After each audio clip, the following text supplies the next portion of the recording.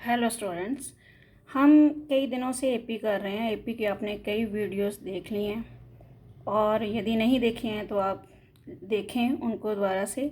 और आज मैं आपको आपके डाउट क्लियर करने के लिए कोशिश करूंगी कि आप डाउट कैसे क्लियर करें अपने। और ये जो थर्ड सम है वो मैं कर नहीं रही हूँ क्योंकि आपने ये सम खुद करने हैं। जब आपके डाउट क्लियर हो जाएंगे तो आप ये थर्ड सम अपने आप कर लेंगे। अब मैं आपको बताती हूँ कि आपको एपी के लिए क्या क्या ज़रूरी है। एक first term, common difference, A N मतलब nth टर्म, और लास्ट टर्म। कभी कभी देता है लास्ट टर्म। लास्ट टर्म माने जो लास्ट टर्म है उसको हम nth टर्म ले लेंगे। और number of terms, n means number of terms, और एस एन माने sum of first n terms. AP के बारे में, जनरल एपी के बारे में जानते हो आप। ए है फर्स्ट टर्म और डी जो है वो कॉमन डिफरेंस है। उसके अलावा हमने देखा था nth टर्म। nth टर्म देखिए, फर्स्ट टर्म मैंने पहली वीडियो में भी बताया था कि देखिए फर्स्ट टर्म ए है, सेकंड टर्म में आया a प्लस डी, मतलब यहाँ पे सेकंड टर्म है तो यहाँ पे 1 आया, और यहाँ पे थर्ड है तो यहाँ पे 2 आया, तो उसके हिसाब से हमारा फार्मूला बन गया a plus n minus 1 into D.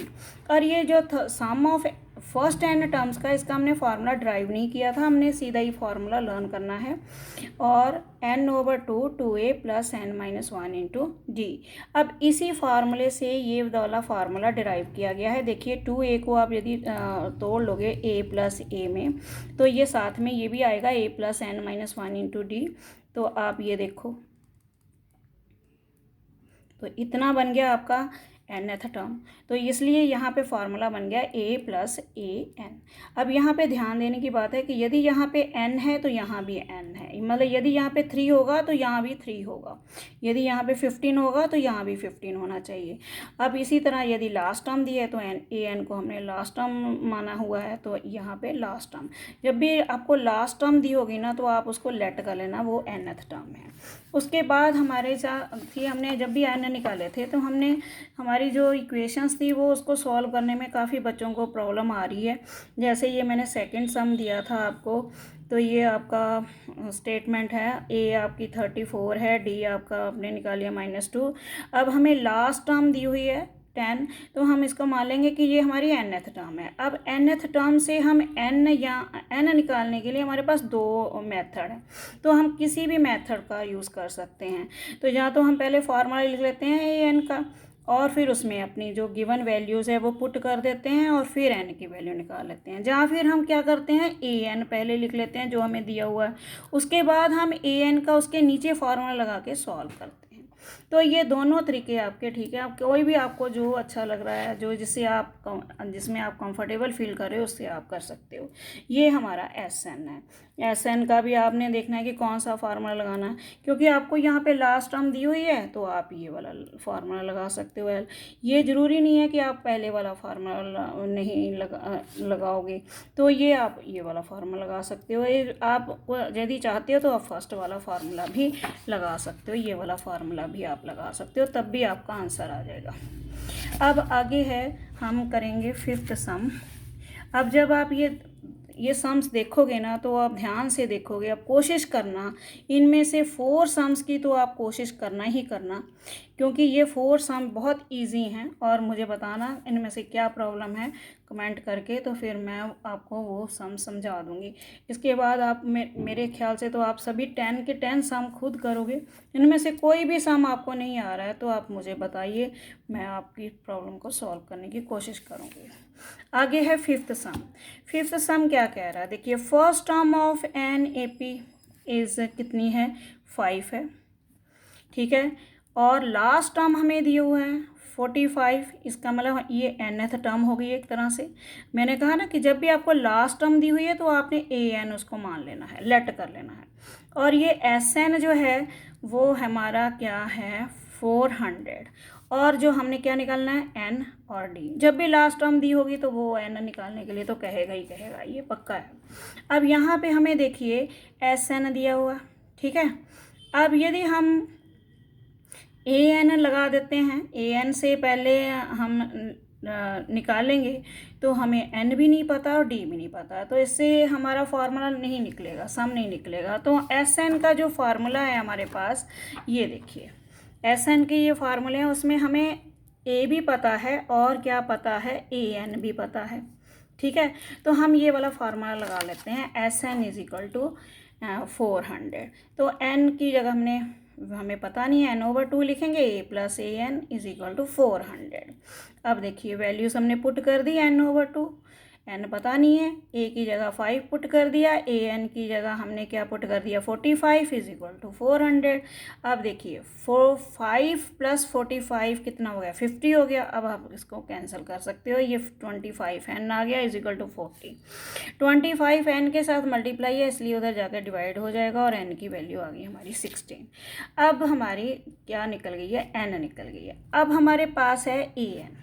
अब उसने पूछा है कॉमन डिफरेंस में निकालिए, तो अब हम ए एन का फार्मूला लगा लेंगे, a plus n minus 1 into d is equal to 45। अब ए हमारा कितना है 5 है और एन हमारा है 16 और डी हमने निकालना है। ठीक है। अब ये देखिए 16 माइनस 1 डी इधर ही रहेगा और 5 उधर चला जाएगा, 45 माइनस 5 ये आ गया हमारे पास 40। यहाँ पे आ गया कितना 15d। अब d इज इक्वल टू 14/15। अब इसको 5 के टेबल से आप कैंसिल कर सकते हो, तो d इज इक्वल टू 8/3। तो ये था हमारा 5th सम। अगला सम है हमारा 6th सम। तो 6th सम देखिए, the first and the last term of an A P are 17 and 350। अब देखिए फर्स्ट टर्म हमारे पास कितनी दी हुई है 17 और लास्ट टर्म दी हुई है 350, मतलब लास्ट टर्म दी है तो एन तो पूछेगा ही वो। अब डी है वो कितनी है 9 है, तो अब हमने एन निकालना और एस निकालना है। तो पहले हमें दिया हुआ है ए एन, तो ए एन लिख लिया हमने, a n is equal to 350। अब फार्मूला लगा लेंगे ए एन का, a plus n minus 1 d is equal to 350। फिर ए की जगह पे अब 17 लिख लेंगे, प्लस एन माइनस 1 डी की जगह 9 लिख लेंगे, 9 दिया हुआ है हमें, और इज इक्वल टू 350। अब 17 है जो उधर जाकर क्या हो जाएगा माइनस हो जाएगा, n माइनस 1 9 ऐसे ही रहेगा, n minus 1 9 is equal to minus किया 333 आ गया। अब ये 9 इसके साथ मल्टीप्लाई है तो उधर जाकर डिवाइड हो जाएगा। अब डिवाइड होकर फिर हमारा आंसर आ गया n minus 1 is equal to 37। तो n इज इक्वल टू 1 उधर चल जाएगा, 38 आ गया। अब इसके बाद हमने निकालना है एस एन। हम एस एन दिया हुआ है, एस एन का फार्मूला हम लगाएंगे n/2 a प्लस एल। क्यों लगाएंगे, क्योंकि हमें एल पता है अब और एन भी पता है, ए हमें गिवन है। अब हमने एस एन का फार्मूला लगा लिया और हमने एस एन निकाल लिया। अब इसके बाद आता है हमारा 7th सम। 7th सम देखिए, find the sum of first 22 terms of an A P in which D is equal to 7 and 22nd term is 149। अब हमें दिया हुआ है डी और A22। यदि हम S22 निकालेंगे, निकालने के लिए हमारे पास फार्मूला है 22, ये इसका फार्मूला यदि हम लगाएं तो n/2 फिर a प्लस A22। अब यदि लगाते हैं तो हमारे पास a नहीं है, तो सबसे पहले a निकालने की प्रॉब्लम आएगी। जो हम a कैसे निकालेंगे, A22 से निकालेंगे। तो A22 हमने लिख लिया पहले, फिर 22 के लिए हमारी जो फार्मूला बनेगा वो बनेगा a प्लस n, यहाँ पे 21 है तो हम सीधा ही लिख रहे हैं 22 माइनस 1 21, और साथ में आ गया d इज़ इक्वल टू 149। अब d की वैल्यू भी हमें पता है 7, तो आप नेक्स्ट स्टेप में आप फिल कर सकते हो। ठीक है। अब a प्लस ये आ गया 147 49। अब a is equal to 149 minus 47 147, a is equal to आ गया 2। अब a आ गया हमारा। अब हम ये वाला S22 का फार्मूला लगा लेंगे, तो पहले फार्मूला यदि लिखना चाहते हो तो आप पहले फार्मूला लिख लो n/2 और a + a 22।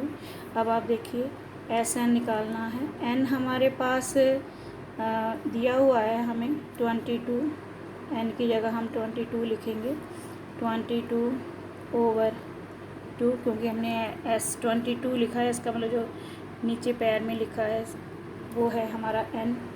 अब a की वैल्यू है हमारी 2 आई है और a22 है 149।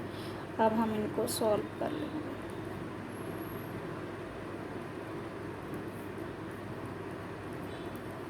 तो ये हमारा क्या है आंसर। तो अब आप लोग ये थर्ड सम जो है वो खुद ट्राई करना। और आज के लिए इतना ही। Thank you.